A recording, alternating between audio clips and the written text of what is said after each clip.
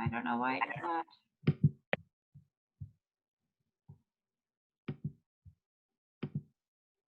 So, good morning or afternoon. It's noon. I know that for sure where I am. I'm currently in Kentucky, and I don't know. Do we have anybody on the East or West Coast? Any opposites here? I'm in Kentucky too. Rebecca. What part of Kentucky? I live in Berea. Berea. Cool. I'm in Oldham County, just outside of Louisville.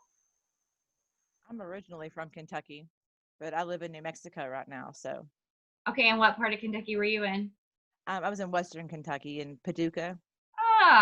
So my dad used to work in Paducah. Like we live in the Grange, and then I have fond memories of the Drury Hotel there when we used to go visit him. That's neat. Where's everybody else located? I'm in Chicago. Surprise? Chicago, Illinois. Oh, Chicago. Gotcha. I'm in San Francisco, California. Awesome. I see New York, Oregon, Atlanta. Isn't that just the coolest thing? That's what I like about online education. You can meet people from everywhere, south of Houston.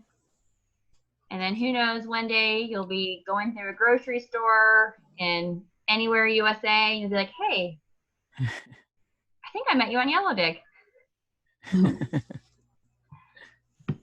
Well, let's get started. Now, this is just a course intro. Basically, I'm going to tell you how to pass a class and what to expect from me. Does anyone have any questions that you'd like me to address before I get started so I can kind of keep those in the back of my mind?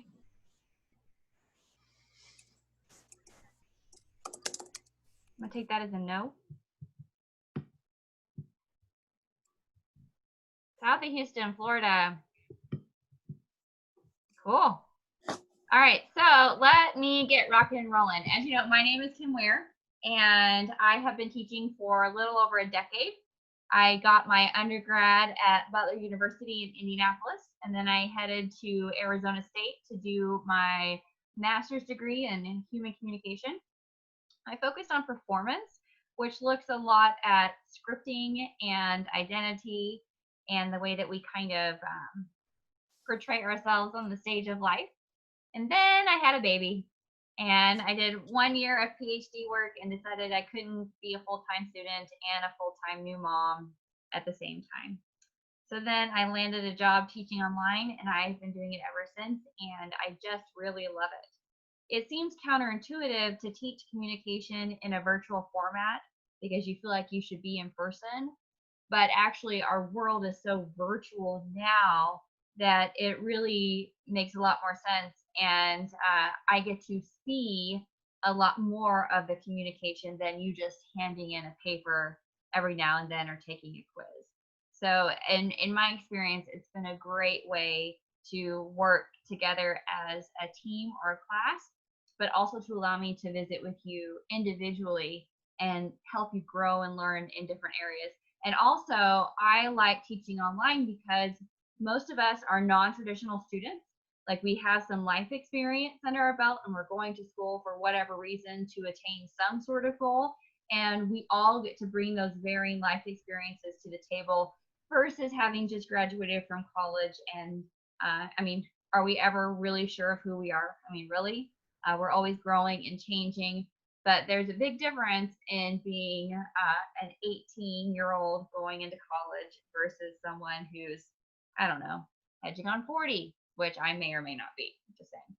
So let's get into talking now just a little bit about the foundations of the course, so you can know what you're going to expect here in the first 4 weeks and the second 4 weeks.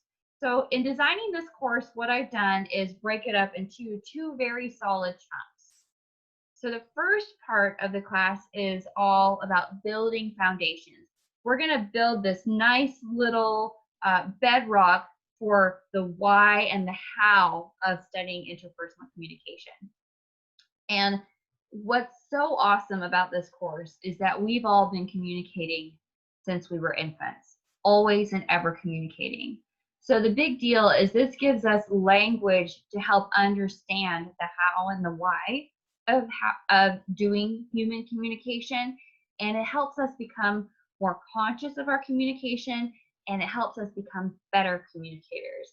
And when we become better communicators, oftentimes the people around us are also influenced and they become better communicators as well. So we're going to start out by taking a look at ourselves, because it's really hard to learn about other people unless we understand how we inherently communicate. And when we understand how we communicate with the world around us, it helps us better interpret how people are communicating with us. So we're going to start with the self. We're going to take a look at this awesome theory called Schutz's theory of inclusion, control, and affection. And it's just rock star because you're going to take this theory. Theory is important because it helps us predict behavior and it helps us explain behavior. And when you learn this theory, you are just going to be like, I see this working in my family right now. That person is acting that way because they feel no control in the situation. Or this person is being hyper controlling and they're making everyone else hate this moment right now. So I think you're really going to like that. We're going to learn about intercultural communication in week 2. And then we're going to start to take a look at conflict. So we're just building foundation. In the second 4 weeks, weeks 5 through 8, we're going to take everything we learned in the first 4 weeks and we're going to start to specifically apply it to different situations. We're going to look at work relationships. We're going to look at family relationships and friendships. So we're going to cover the whole sphere of everything you've been doing your whole life in about 8 weeks. Are you so excited right now? I can just see the excitement. It's just emanating. Any questions about that? No. No? No. Okay, cool. Let me tell you about the assignment expectations. I've given you a preview of what the assignments are going to kind of look like insofar as content, but the assignments themselves, most of them are writing assignments where they're short answer questions. You're looking at writing about 50 to 100 words for each answer. And I am well aware that some of us have not had any sort of writing classes since we were in high school. Some of you have taken your English class at Marian, and some of you have not taken your English class. So I'm not looking for English papers. What I want to see is that you understand the concept and that you can apply it with examples. So a really easy way to meet the writing requirement is to make sure that you write a topic sentence. That'll give you some words right there. So a topic sentence is the rephrasing of the question into a sentence. For example, if I were to ask you right now, what are the first 4 weeks of interpersonal communication going to cover? You would say the first 4 weeks of interpersonal communication are going to cover X, Y, and Z. Does that make sense? See how I just got like a whole lot of words right there? Mm-hmm. Bang. So that's one way to do it. It also sets you up to be able to organize your writing, because all you have to do is look at your topic sentence. You're like, oh yeah, I'm writing about this. The next thing you need to do in your writing is make sure you clearly state the concept, define the concept, and then provide a specific example.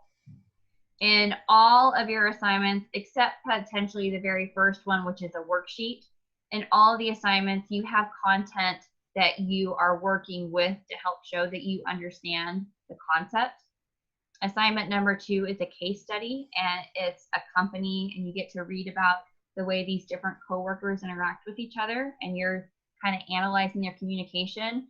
So you should go back and say, well, this person, one of the guys' names is Dominic. There's a guy named Kevin and a girl named Sarah. Kevin does this, which shows this particular concept because of this. So as a quick review for the writing expectations, please rewrite the question into a topic sentence, clearly state the concept, define the concept, and then give a specific example of the concept. That being said, if you miss the mark here and there, it's really not a big deal because Brian is so focused on mastery. I want you to submit your work as many times as you need to be able to earn full credit. There's no reason in this class why everyone should not walk out of here with an A. So let's talk about turn time. I generally try to grade papers within 72 hours of submission, so that's 3 days. Brian gives me 5, but that seems like a long time to me for it to be lingering. Occasionally, if my student workload gets really full, and like right now, I'm on vacation this week, so I'm still working, but I'm distracted by all the fun people around me. So maybe it would hedge towards 4, but I kind of doubt it. So 72 hours is when you can expect to see your paper graded. And then as far as response time with questions or messages, I usually respond always within 24 hours, if not the day of. I am a working mom. So any other working parents here? Yes, no? You can shake. Yes, I have 2 myself. I have 4 and Awesome. 1. Sorry. Okay.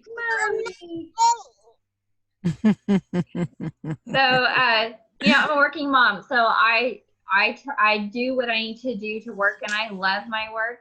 But in the evenings, I'm generally taking care of people, and I try to take Sundays off, which is kind of a clunky time because you have your assignments due on Sunday. So do the best that you can.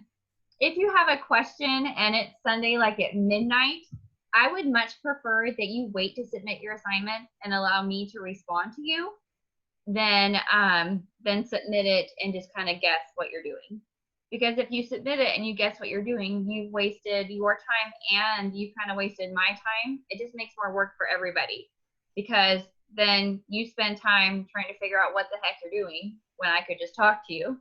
And then you submit something and then I have to write a whole lot of content back to you to explain why it's wrong. We could have just cut all that out. I could have talked to you about it, explained it, you turn it in, boom, you get all your points.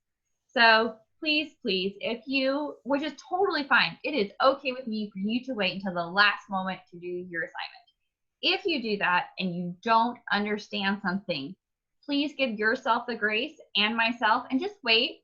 Ask me the question, let me explain it to you. I am really okay with you turning in assignments on Monday or Tuesday as long as you communicate with me in advance. I try to be very easy and flexible to work with, but communicate with me is what I ask. Does that sound fair? Okay, good. Yes, it is. Thank you so much. Any questions about assignments before I go to the next slot? Doesn't seem like it. Okay, good. Okay, Yellow Dig.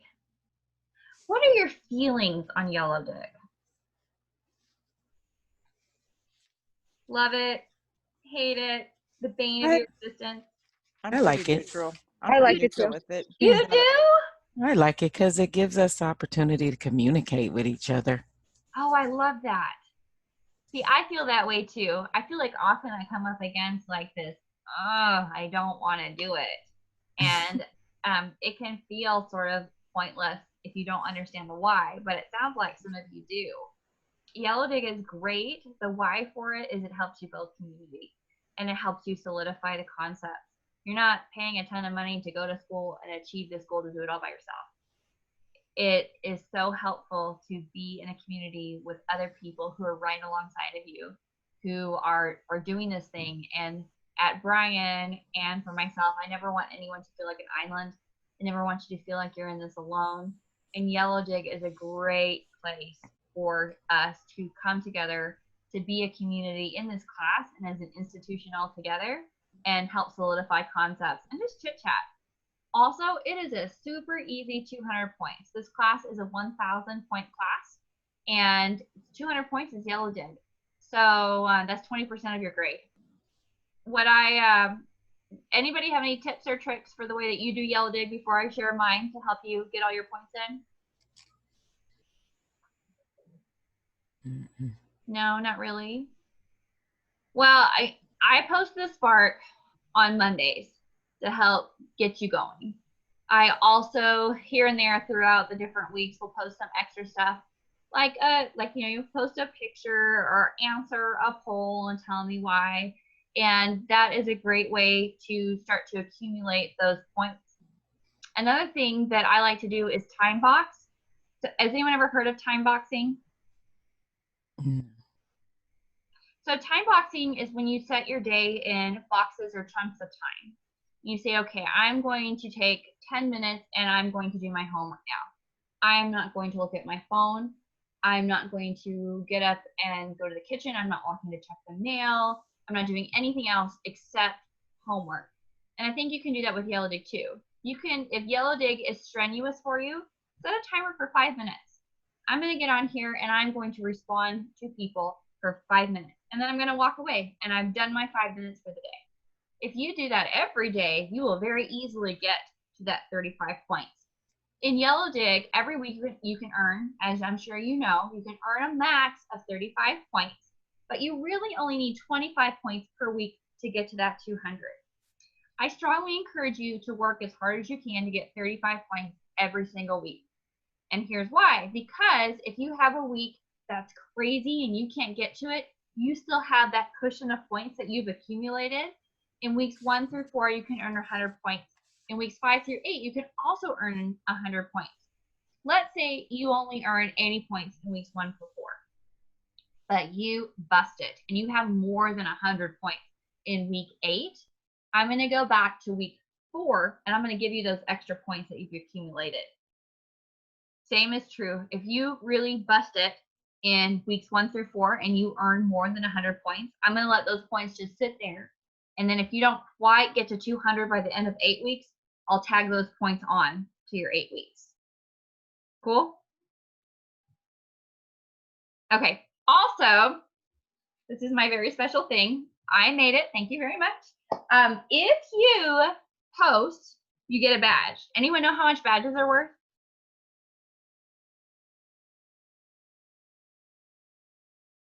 $5 points. Badges are worth 5 points. So you do a pin, you do a post, you answer the spark, you get 5 points. If someone comments on yours and then you go back and you respond to them, I'm going to give you another 5 points for your response. Then they talk back to you or somebody else talks on your pin. You go back in and you continue the conversation.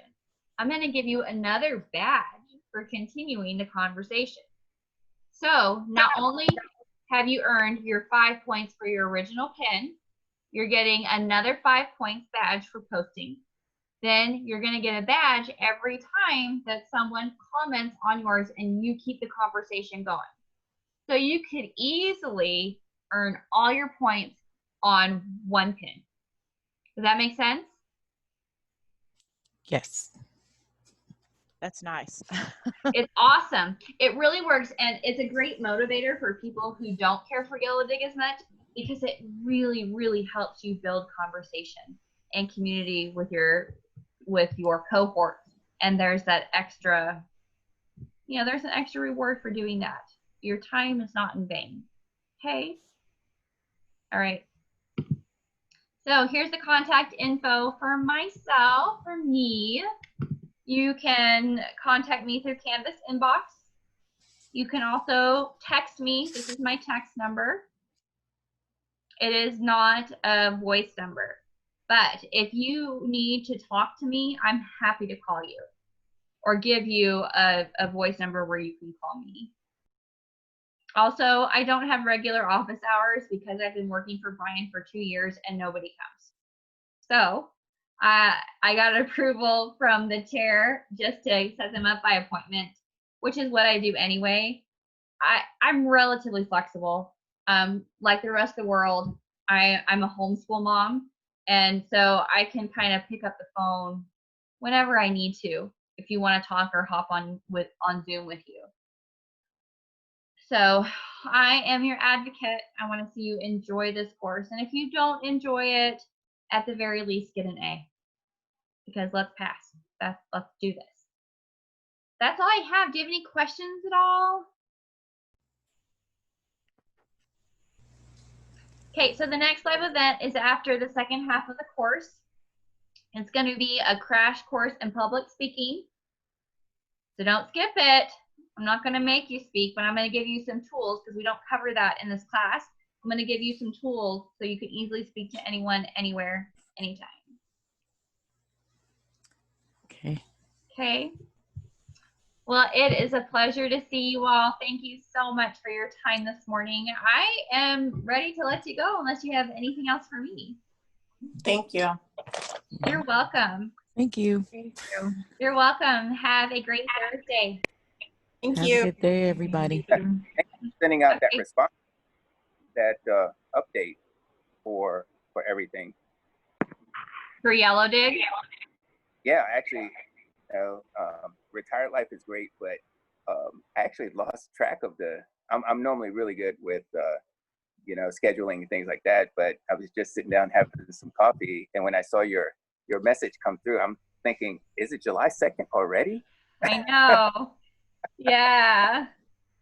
So I was thinking, I was like, and they were like, yeah, it's July 2nd. I was like, oh crap, I got, I have to be on that meeting. And it was just so weird. I was thinking, we can't be in July 2nd already. So, but yeah, thank you for, for sending that. You're welcome. but- My Yeah, I pleasure. appreciate it. Okay, so yeah, I did get the majority of what you were saying in there. I did kind of fade out for about 5 minutes, kind of went away from my Wi-Fi connection. So, Okay. but looking forward to the class. It seems like it's going to be pretty interesting. So, Thank you. I appreciate that. I appreciate that open mind. all right, you're welcome. Okay. Talk to you soon. All right. Bye-bye, everybody. Okay. Bye, everybody. Bye.